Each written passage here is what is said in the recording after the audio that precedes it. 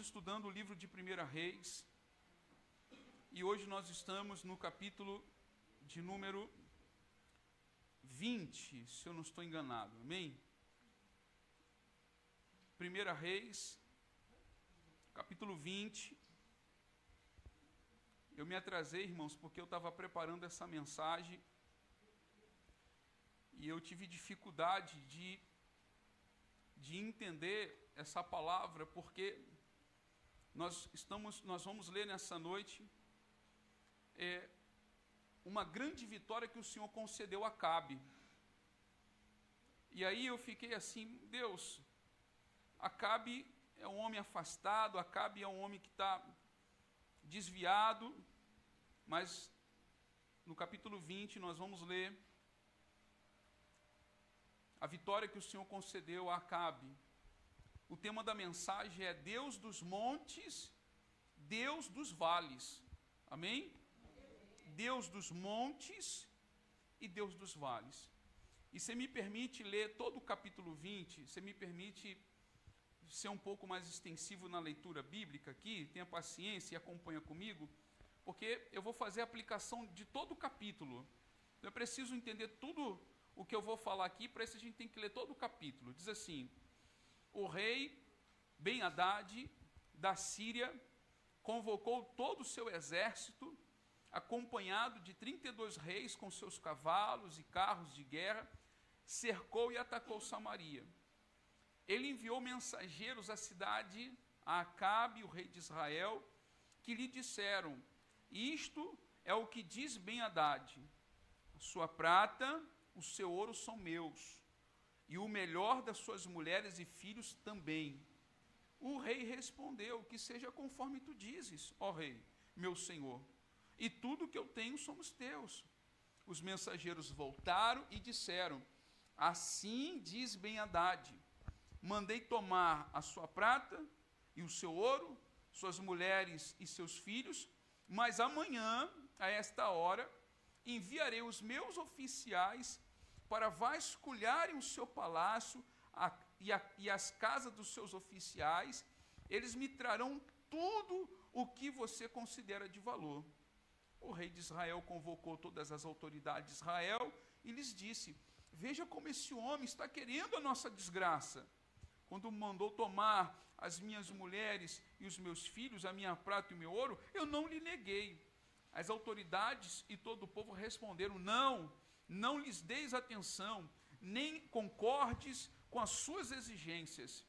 E ele respondeu aos mensageiros de Ben-Hadad: diga ao rei, meu senhor, teu servo fará tudo o que exigiste na primeira vez, mas não posso atender a esta exigência. E eles levaram a resposta a Ben-Hadad. Então Ben-Hadad mandou esta outra mensagem a Acabe: que os deuses me castiguem com todo rigor, caso fique em Samaria pó suficiente para dar um punhado a cada um dos meus homens. O rei de Israel respondeu: digam-lhe, quem está vestindo a sua armadura não deve se gabar como aquele que a está tirando. Ben-Hadad recebeu esta mensagem quando ele e os reis estavam bebendo em suas tendas, e ordenou aos seus homens: preparem-se para atacar a cidade. E eles lhe obedeceram. Nessa ocasião, um profeta foi até Acabe, rei de Israel, e anunciou: assim diz o Senhor, vê este exército enorme, hoje eu o entregarei nas suas mãos, então você saberá que eu sou o Senhor. Mas quem fará isso? Perguntou Acabe. O profeta respondeu: assim diz o Senhor, os jovens soldados dos líderes das províncias o farão. E quem começará a batalha? Perguntou. O profeta respondeu: você. Então Acabe convocou o jovem soldado dos líderes das províncias, 232 homens. Em seguida reuniu o restante dos israelitas, 7.000 ao todo. Eles partiram ao meio-dia, enquanto Ben-Hadad e os 32 reis aliados a ele estavam se embriagando nas suas tendas. Os jovens soldados dos líderes das províncias saíram primeiro. Nisso, uma patrulha de Ben-Hadad informou: saíram alguns homens de Samaria. Ele disse: quer tenham saído para a paz, quer para a guerra, traga-nos vivos. os jovens soldados dos líderes das províncias marcharam para fora da cidade, com o exército na retaguarda, e cada um matou seu adversário. Diante disso, os arameus fugiram perseguidos pelos israelitas, mas Ben-Hadad, rei da Síria, escapou a cavalo com alguns dos seus cavaleiros. O rei de Israel avançou, destruiu os cavalos e carros de guerra e infligiu pesadas baixas aos arameus. Depois disso, o profeta foi ao rei de Israel e disse: fortalece a sua posição e veja o que deve ser feito, pois na próxima primavera o rei da Síria o atacará de novo. Enquanto isso, os conselheiros do rei da Síria lhe diziam: os deuses deles são deuses das montanhas. É por isso que eles foram fortes demais para nós. Mas se os combatermos nas planícies, com certeza seremos mais fortes do que eles. Deves tirá-los, todos os reis dos seus comandos, e substituí-los por outros oficiais. Também deves organizar um exército com o que perdeste, cavalos por cavalo e carro por carro, para que possamos combater Israel nas planícies. Então é certo que os venceremos. Ele concordou com eles e fez como foi aconselhado. Na primavera seguinte, Ben-Hadad convocou os arameus, marchou até Afeque para lutar contra Israel. Os israelitas foram convocados e, tendo recebido provisões, saíram para enfrentar os arameus.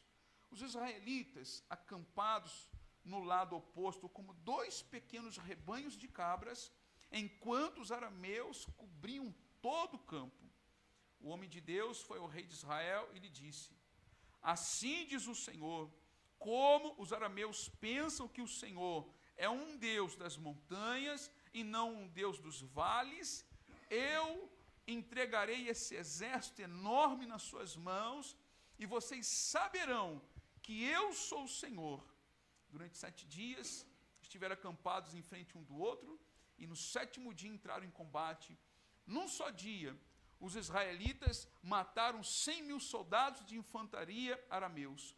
O restante deles escapou para a cidade de Afeque, onde o muro caiu sobre 7.000 deles. Ben-Hadad também fugiu para a cidade e se escondeu, ora num aposento, ora no outro. Seus oficiais lhe disseram: sabemos que os reis do povo de Israel são misericordiosos. Nós vamos até o rei de Israel, vestido com panos de saco, com cordas no pescoço, talvez ele poupe a tua vida. Vestidos de pano de saco, tendo cordas envolvendo o pescoço, foram ao rei de Israel e disseram: teu servo Ben-Hadad diz: rogo-te que me deixes viver. O rei respondeu: ele ainda está vivo? Ah, ele é meu irmão. Os homens interpretaram isso como um bom sinal e de imediato aproveitaram o que ele tinha dito. Isso mesmo, teu irmão Ben-Hadad, disseram. Traga-no aqui, disse o rei. Quando Ben-Hadad chegou, Acabe o fez subir no seu carro. Devolverei as cidades que o meu pai tomou de teu pai. Ofereceu Ben-Hadad: tu poderás estabelecer os teus próprios mercados em Damasco, como fez meu pai em Samaria. Acabe disse: mediante um tratado libertarei você. Então fizeram um tratado e Acabe o deixou ir. Por ordem do Senhor, um dos discípulos dos profetas disse ao seu companheiro: fira-me, mas o homem se recusou a fazê-lo. Então o profeta disse: como você não obedeceu ao Senhor, assim que você sair daqui, um leão ferirá. E logo que ele partiu, um leão o atacou e o feriu. O profeta encontrou outro homem e lhe disse: fira-me, por favor. E ele o atingiu e o feriu. Então o profeta saiu e ficou ao lado da estrada, à espera do rei. Ele se disfarçou, cobrindo os olhos com uma testeira. Quando o rei ia passando, o profeta gritou para ele: teu servo entrou no auge do combate, e alguém veio a mim como um prisioneiro e me disse: vigia este homem. Se ele escapar, será sua vida pela dele, ou você deverá pagar 35 quilos de prata. Enquanto o teu servo estava ocupado com outras coisas, o homem desapareceu. Esta é a sua sentença, disse o rei de Israel. Você mesma pronunciou. Então o profeta rapidamente removeu a testeira dos olhos, e o rei o reconheceu como um dos profetas. Ele disse ao rei: assim diz o Senhor, você libertou um homem que eu havia decidido que devia morrer, por isso é a sua vida pela vida dele, o seu povo pelo povo dele. Aborrecido e irritado, o rei de Israel voltou para o seu palácio em Samaria. Amém? Amém. Caramba, hein? Louvado seja o Senhor pela sua palavra. Eu aprendi que o pregador não deve ter vergonha de ler a Bíblia. Afinal de contas, nós estamos pregando aqui a palavra de Deus. Amém? O tema da mensagem é Deus dos montes, Deus dos vales. A verdade é que estava tendo uma guerra entre esses três reinos: a Síria, Síria e Israel. Nesse momento, o rei da Síria, Ben-Hadad, estava prevalecendo. Ele conseguiu essa aliança com 32 reis e ele veio atacar o reino de Israel, ele veio atacar Acabe. Nós sabemos que Elias promoveu aquela libertação dos profetas de Baal. Nós sabemos que a idolatria não foi totalmente removida de Israel. Afinal de contas, Jezabel no outro dia já estava ameaçando Elias. Não sabemos aonde Elias está aqui nesse momento, mas Deus está intervindo nesta guerra de Acabe. É verdade que Deus já tinha pronunciado a morte de Acabe, mas Deus está aqui exercendo a sua autoridade segundo os seus planos e propósitos sobre a vida de Acabe e sobre a vida de Israel. E eu queria compartilhar com vocês, meus amados irmãos, e olhar para esse texto e aplicar a nossa vida. Eu quero dizer para você que Deus também quer te dar vitória. O Senhor quer te dar vitória porque você o teme, porque você é filho. Deus quer te dar vitória porque Ele tem planos na sua vida. Deus quer te dar vitória porque Ele é soberano, Ele é Senhor. Ele é Senhor. E Ele manifesta a glória dEle na tua vida. Ele manifesta a existência dEle na tua vida. Ele mostra para todos que Ele é um Deus vivo através da sua vida. Me parece que é isso que Deus está fazendo. Embora Acabe não merecesse, embora ainda houvesse muita idolatria em Israel, mas o Ben-Hadad se acha maior do que o Deus de Israel. É por isso que o profeta, quando vai perante Acabe, ele diz: você saberá, Acabe, que só o Senhor é Deus. Não é Baal, não é Azerá, não é Ben-Hadad, é o Senhor que governa, é o Senhor que decide o destino do mundo. Então, o Senhor nosso Deus é um Deus que nos dá vitória. O versículo de número 13 diz assim, olha só o que diz o versículo 13: nesta ocasião, um profeta foi até Acabe, rei de Israel, e anunciou: assim diz o Senhor, Acabe está diante de um grande desafio, porque Ben-Hadad, ele conseguiu essa aliança, o exército era muito maior, ele era muito mais poderoso. Não havia, humanamente falando, como Acabe e Israel escapar da derrota. Mas o profeta do Senhor é enviado, e o profeta diz a seguinte palavra da parte do Senhor: vê este exército enorme, hoje eu entregarei nas suas mãos, então você saberá que eu sou o Senhor. E quando eu li esse texto, eu fiquei aqui, eu até anotei aqui: vê este exército enorme. Quantas vezes na nossa vida, irmãos, é essa a sensação que temos? Meu Deus, que problema enorme. Senhor, que luta enorme, que grande obstáculo, que grande impossibilidade que se colocou diante de mim. Sabe, eu não sei se você está vivendo um momento como esse, mas eu já vivi isso no passado, eu sei que eu vou viver outras situações no futuro. A verdade é que haverá muitos momentos onde você vai olhar e você vai dizer: como que eu vou escapar dessa? E o profeta foi anunciar o seguinte: Deus entregará este grande exército nas suas mãos. Eu quero, como profeta, dizer para você nessa noite que Deus também entregará nas tuas mãos a vitória.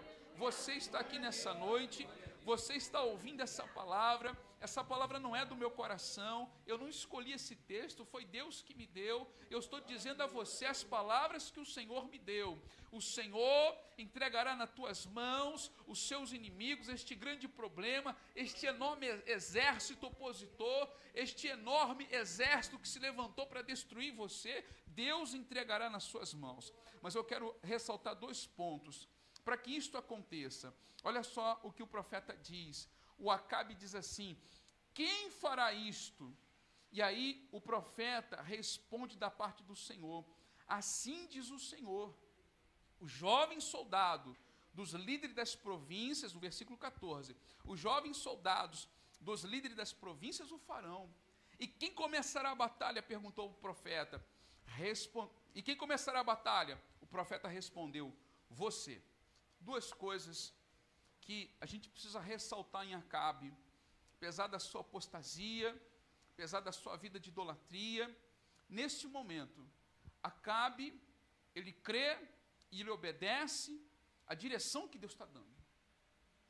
Ele poderia tomar tantas outras decisões, ele poderia tentar pedir ajuda a aliados humanos, ele poderia pensar numa estratégia para fugir da cidade, ou mesmo numa estratégia militar, mas quando o profeta traz esta palavra da parte do Senhor, ele crê e ele vai obedecer exatamente o que Deus está dizendo, porque, amados, se levantar e ir para a guerra contra um forte e poderoso inimigo, mais numeroso, mais preparado que você, ele teve fé e ele teve obediência.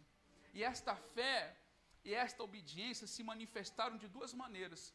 Primeiro que ele diz assim: quem fará isso? A resposta é: os jovens soldados dos líderes das províncias o farão. Olha que coisa linda.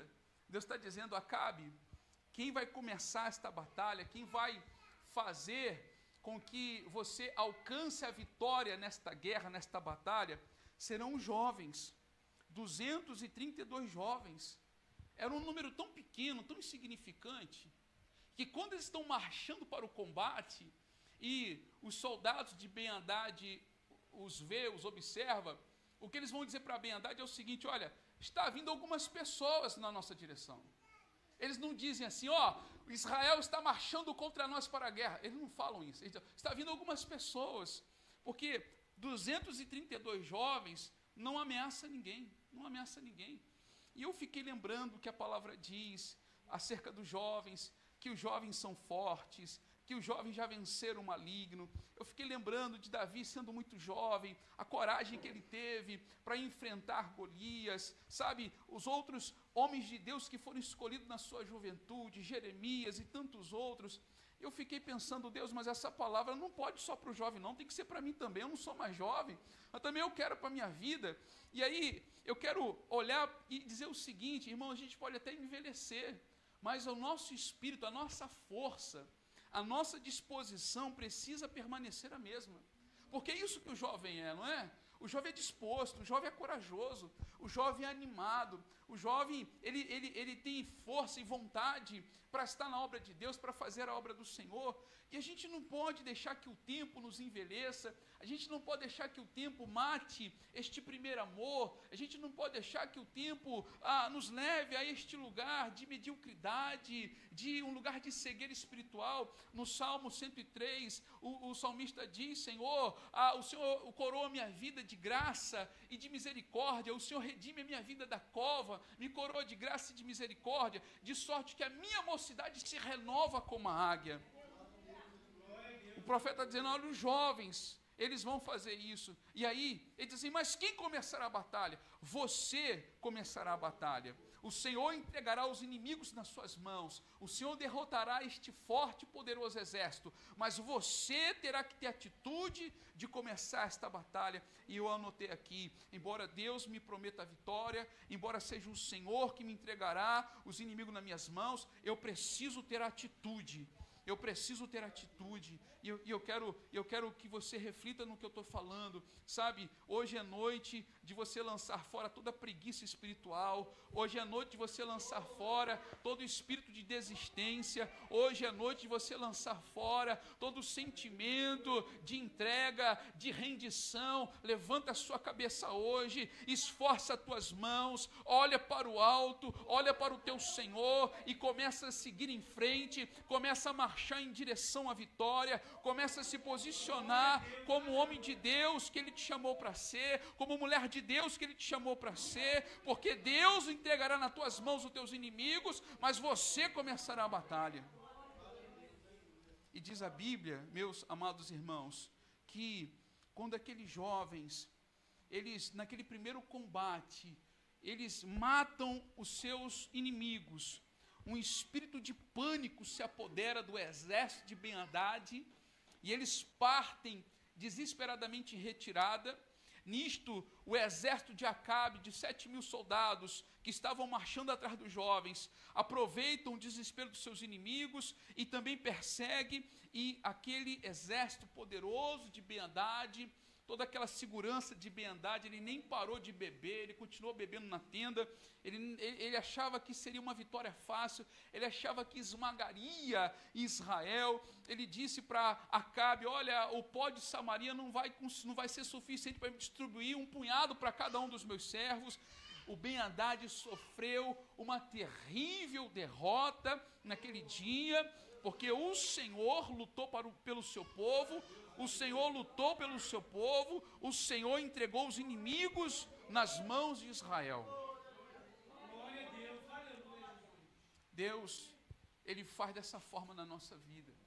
Eu lembro quando todos estavam apavorados, amedrontados, com o espírito enfraquecidos, quando Saul estava com um exército de 600 homens, não havia espada, só tinha uma espada com Saul, uma com Jonatas, e Jonatas um dia ele se levanta, e ele decide enfrentar uma guarnição dos filisteus, e ele diz para o seu pajem de armas: olha, Deus pode nos entregar nas nossas mãos estes homens, porque para Deus não importa ajudar os muitos ou pouco, o forte ou fraco.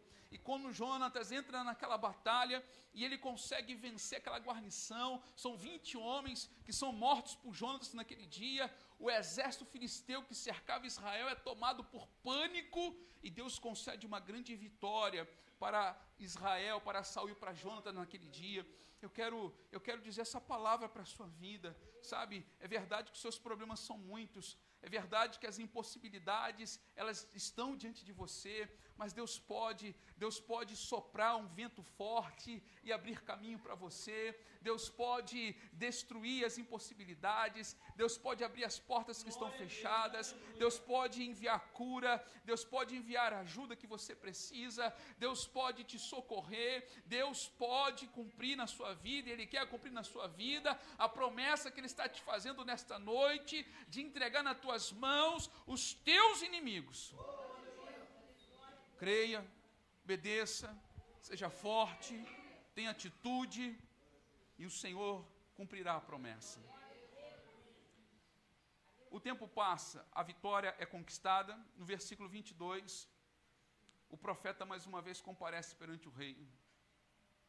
Disse o profeta, depois disso o profeta foi ao rei de Israel e disse: fortaleça a sua posição e veja o que deve ser feito, pois na próxima primavera o rei da Síria o atacará de novo.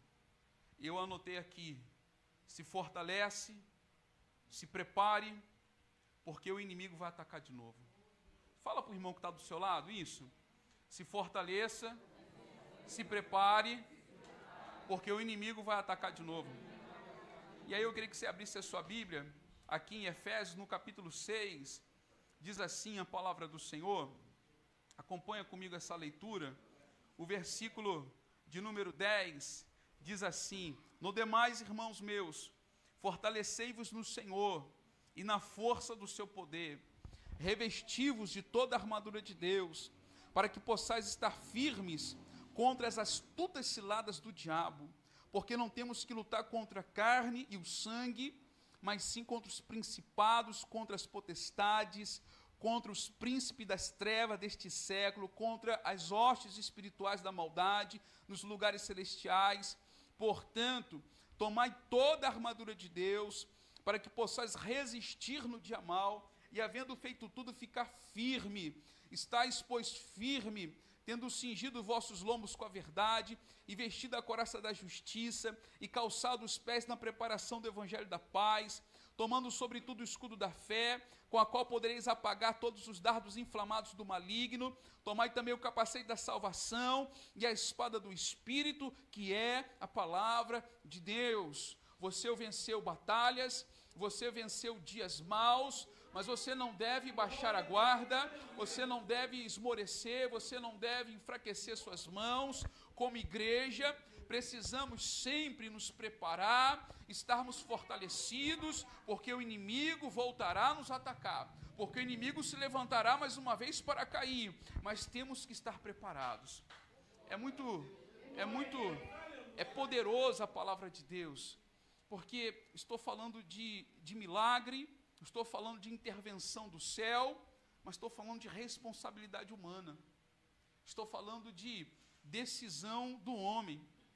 Eu preciso estar preparado, eu preciso estar fortalecido, eu preciso fazer a parte que me cabe nesse processo, onde Deus está me dando vitória nesta guerra.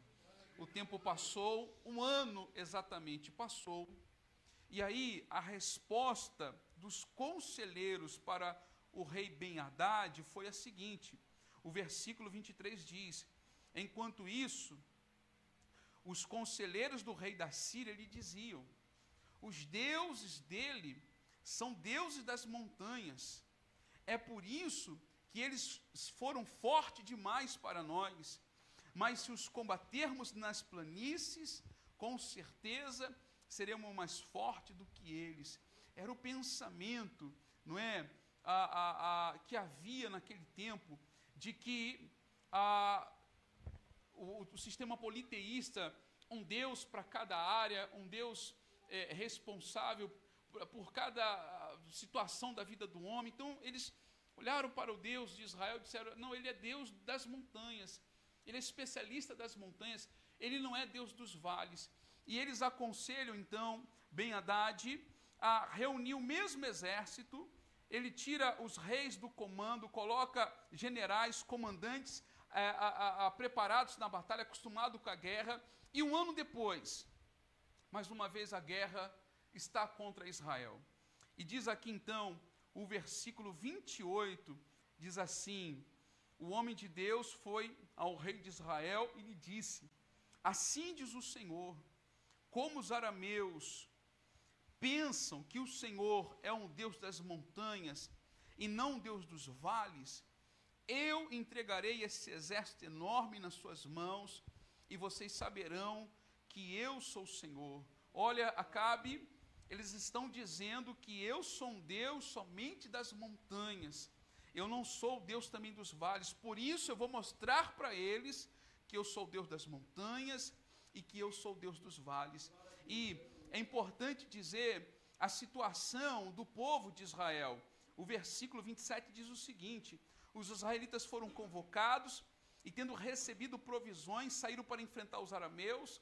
Os israelitas acamparam no lado oposto como 2 pequenos rebanhos de cabras, enquanto os arameus cobriam todo o campo. O inimigo, mais uma vez, se apresenta numeroso e poderoso, enquanto a descrição bíblica para o povo de Deus é 2 pequenos rebanhos de cabra. Eu gosto de olhar isso e enxergar minha vida, porque eu me sinto pequeno também. Quando estou em batalha, quando estou enfrentando o inimigo, eu me sinto pequeno, eu me sinto miúdo. Quando eu olho para os desafios da nossa congregação, que é tão pequenininha, é assim que a gente se sente. Mas não tem nenhum problema sermos pequenos, não tem nenhum problema sermos ameaçados por um forte e poderoso inimigo. Afinal de contas, o nosso Deus, o Deus que nos deu vitória nos montes, também nos dará vitória nos vales. E eu anotei aqui algumas coisas, e eu queria aqui ter uma dinâmica, de maneira que você conseguisse receber aqui como se fosse uma frase só. Jeová é Deus dos montes e dos vales, ou seja, Ele é Senhor em todos os lugares e em todas as áreas da nossa vida.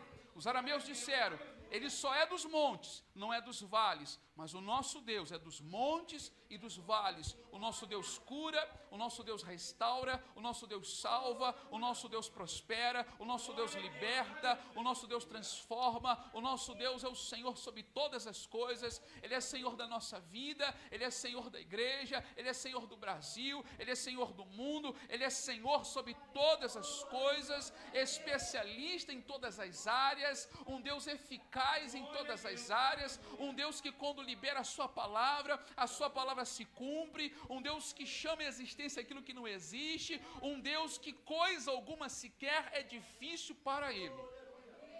Jeová é Deus dos montes e é Deus dos vales, ou seja, Deus é o Deus dos montes. Eu quero olhar para os montes como um momento alto, um momento da prosperidade, um momento da fartura, um momento da riqueza, sabe? Tem gente que consegue crer em Deus quando a vida está assim, mas quem não crê em Deus também, não é?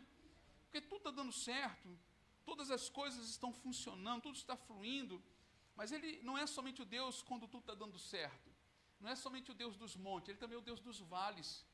Quando a gente olha para essa palavra vale, né, esse símbolo, isso representa a crise, o fundo do poço, isso representa o dia mau na nossa vida, o vale para nós representa aquele momento onde as portas estão fechadas, onde todos nos negaram ajuda e nos sentimos sozinhos. Eu quero dizer para você que o seu Deus é fiel quando você prospera, é eficaz na sua vida quando tudo vai bem, e este Deus também é fiel na sua vida quando você está enfrentando crises, quando você está enfrentando o dia mau. Ele também é Senhor, Ele acalmou a tempestade, Ele acalmou o vento, Ele é o Deus que é fiel na nossa vida, Ele é o Deus dos vales. Por isso, o versículo 29 diz assim, a parte B: num só dia os israelitas mataram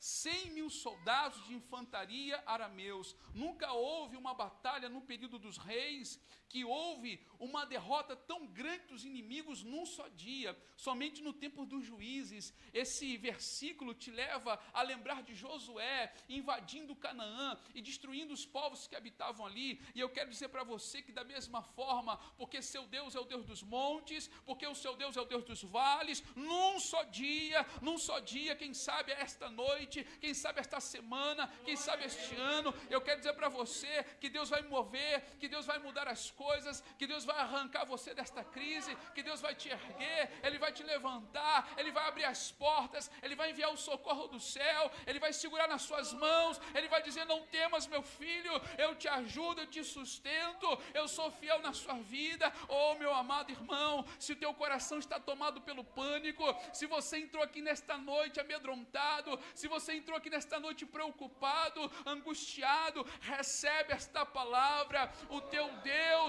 é Senhor sobre tuas crises, o teu Deus é Senhor sobre teus inimigos, o teu Deus é Senhor sobre este momento que você está vivendo, e Ele pode também, e Ele vai também te conceder vitória.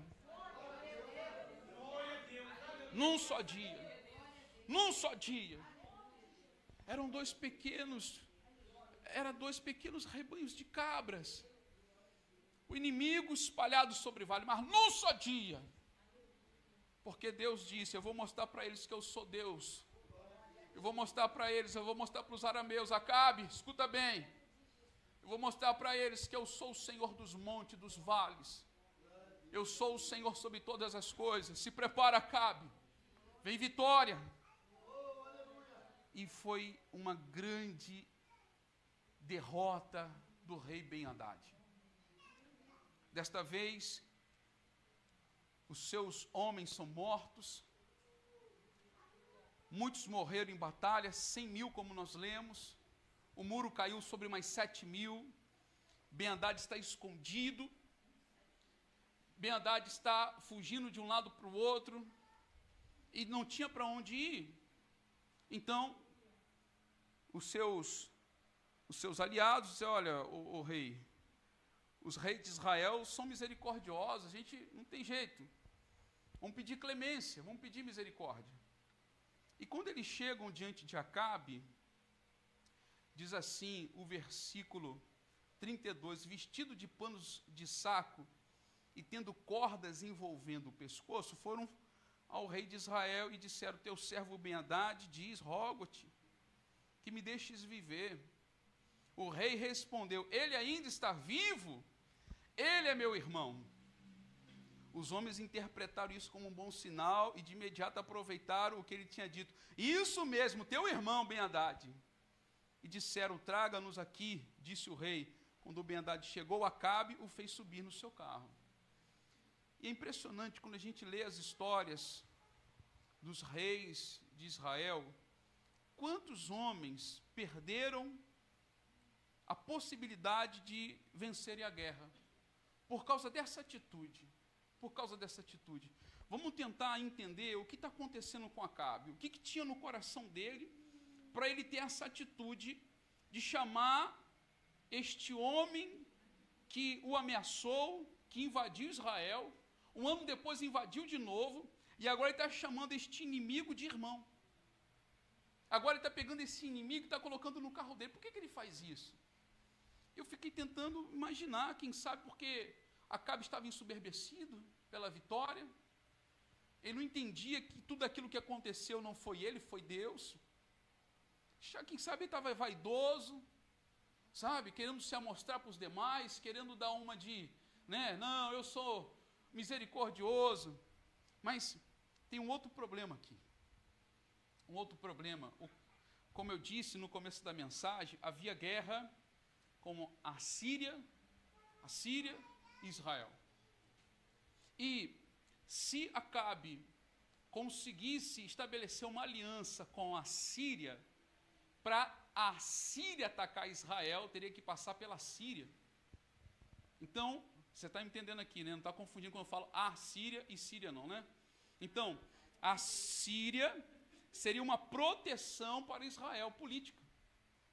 Seria um aliado político para Acabe, então, vencer a Síria que estava para atacá-lo. O que Acabe está fazendo? Acabe, que acabou de receber um grande milagre, uma grande vitória da parte de Deus, está agora seguindo a lógica, está agora tomando as rédeas da sua vida, está seguindo pelo caminho natural dos homens, deixando de depender de Deus, deixando de confiar em Deus. Gente, pensa o quanto Deus amava Acabe. Essa é a única explicação. Porque a própria palavra diz que não houve um rei tão terrível quanto Acabe. Mas quantas oportunidades Deus deu a este homem? O desafio do Monte Carmelo, os profetas são mortos, Acabe continua vivo. Sabe? Agora aqui você vê, e tantas outras oportunidades, tantas vezes Deus enviou Elias na vida de Acabe, para trazer uma palavra, para dizer o que aconteceria. E são muitas oportunidades. Eu entendo que quando um homem recebe muitas oportunidades, porque Deus o ama, Deus quer salvá-lo. Tudo isso que está acontecendo, você leu comigo que o profeta disse para Acabe, você, Acabe, saberá que só o Senhor é Deus. Porque Acabe tinha lá a Jezabel, a idolatria a Baal. Deus está mostrando, Deus já mostrou que ele era Deus, mandando fogo do céu no desafio de Elias. Deus está mostrando para Acabe, mas Acabe, ele é tomado por esta carne, por este egocêntrico, esse coração egocêntrico, esse coração soberbo. Ele não consegue se render a Deus, ele não consegue estar rendido ao Senhor. E aí ele vai tendo estas atitudes que vão sentenciando a sua vida ao juízo de Deus. Ele está chamando o homem de irmão. Deus entregou este homem para ser morto e destruído por Israel. Ele está colocando esse homem dentro do carro e chamando de irmão. Eu não vou fazer, eu vou fazer o que Deus mandar. Né? Eu não tenho o direito de escolha. Mas eu estou lembrando, né? Eu não consigo pensar num exemplo claro, mas vou falar aqui o que eu estou pensando aqui. Quem sabe é Deus que está mandando eu falar. Sabe, às vezes a pessoa recebe livramento, anda com pessoas erradas, anda na companhia de gente errada, e Deus dá um escape, Deus dá um livramento. No outro dia a pessoa está colada de novo com aquelas pessoas. Sabe, às vezes não é o diabo que entra, não, a pessoa vai lá fora e coloca um Satanás dentro da casa dela, para destruir o casamento, para destruir a vida dos filhos. São atitudes que, meu Deus do céu, é muita ignorância, é muita falta de discernimento. O homem, quando ele é governado pelo pecado, ele tem essas coisas, sabe? Num dia está pedindo dinheiro emprestado, mas no outro dia quer pagar cerveja para todo mundo. Sabe, me falta os exemplos aqui, mas eu acho que a ideia vocês estão conseguindo compreender o que eu estou passando para vocês. Ele está chamando de irmão, cara, botando o cara dentro do carro. E aí Deus que vê todas as coisas, o Senhor manda um profeta. E aí diz aqui no versículo 37, no versículo de número 39, quando o rei ia passando, o profeta gritou para ele, teu servo entrou no auge do combate, e alguém veio a mim com um prisioneiro e me disse, vigia este homem, se ele escapar, será a sua vida pela dele, ou você deverá pagar 35 quilos de prata. Enquanto o teu servo estava ocupado com outras coisas, o homem desapareceu.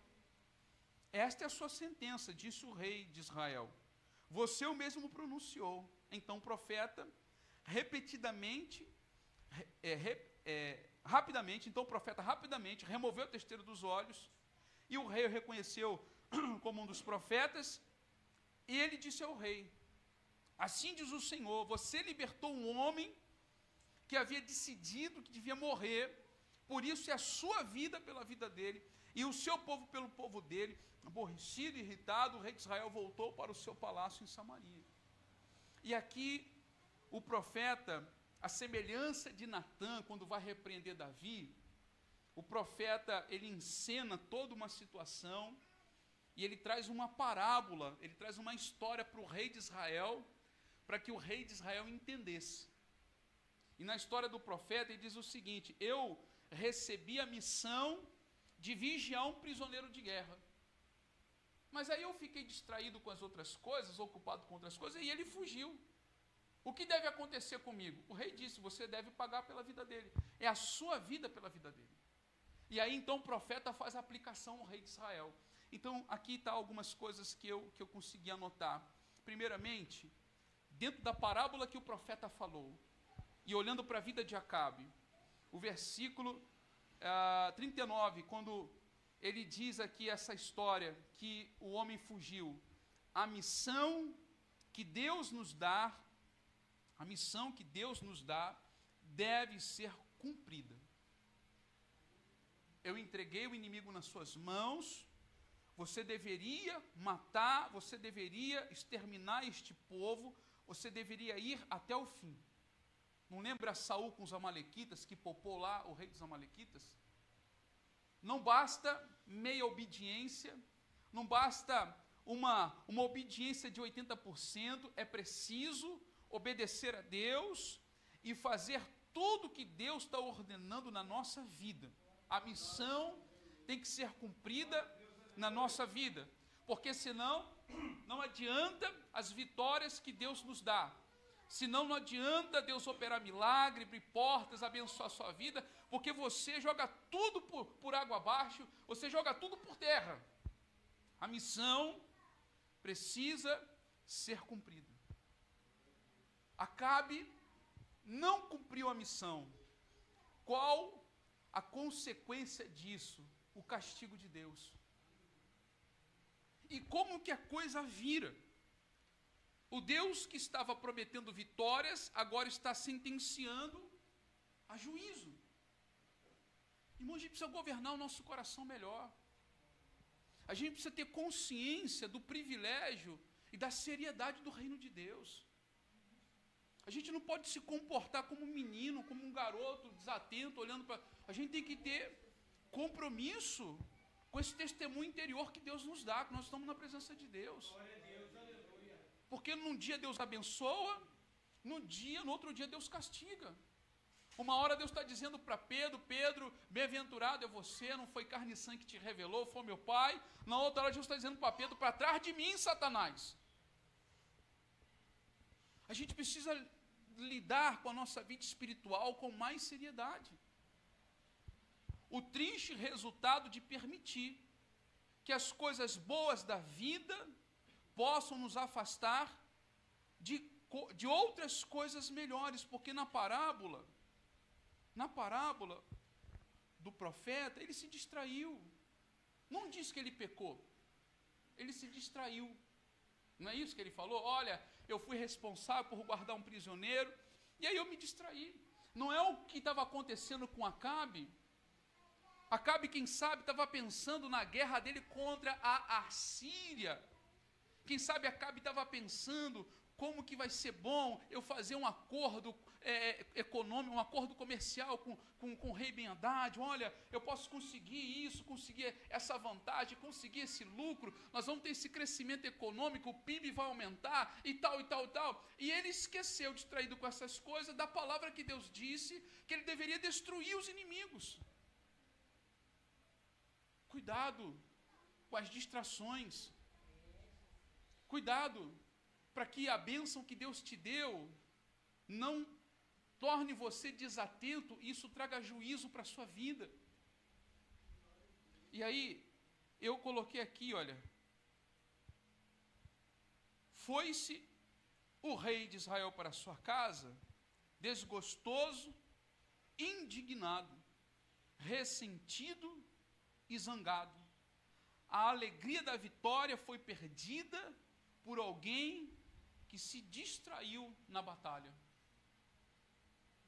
O Acabe ficou com raiva de Deus, o Acabe ressentido com os profetas, aquele dia de vitória se tornou um dia de frustração, um dia de tristeza, foi para casa zangado. E você sabia que tem muita gente assim? Culpando o pastor, culpando a igreja, culpando a Deus, culpando o diabo e culpando a todos, mas a verdade, o único culpado somos nós. O único culpado somos nós. O dia de vitória é para ser recebido com temor, com reverência, com espírito de oração. Quando eu li para você acerca das armaduras em Efésios 6:10, o versículo diz: orando em todo tempo. Jesus disse para Pedro: Pedro, vigia, ora, para que você não caia em tentação. Nós precisamos ter essa hombridade, essa maturidade espiritual, para que o processo de Deus na nossa vida se estabeleça, seja firme, seja constante, indestrutível na nossa vida. A Bíblia condena o coração inconstante. A Bíblia condena o homem de dois pensamentos, de duas motivações. A Bíblia condena o vacilante. Que não seja assim nessa noite, nem eu, nem você. Que recebamos esta palavra, esta promessa e essa advertência no nosso coração. Para que não somente as guerras, para que não somente as batalhas, mas também possamos vencer a guerra. Possamos vencer a guerra. Amém? Deus abençoe sua vida. Deus abençoe seu coração. Fala para o irmão que está do seu lado: olha, Ele é Deus dos montes e dos vales também. Não se preocupa. Vamos ficar de pé, vamos orar?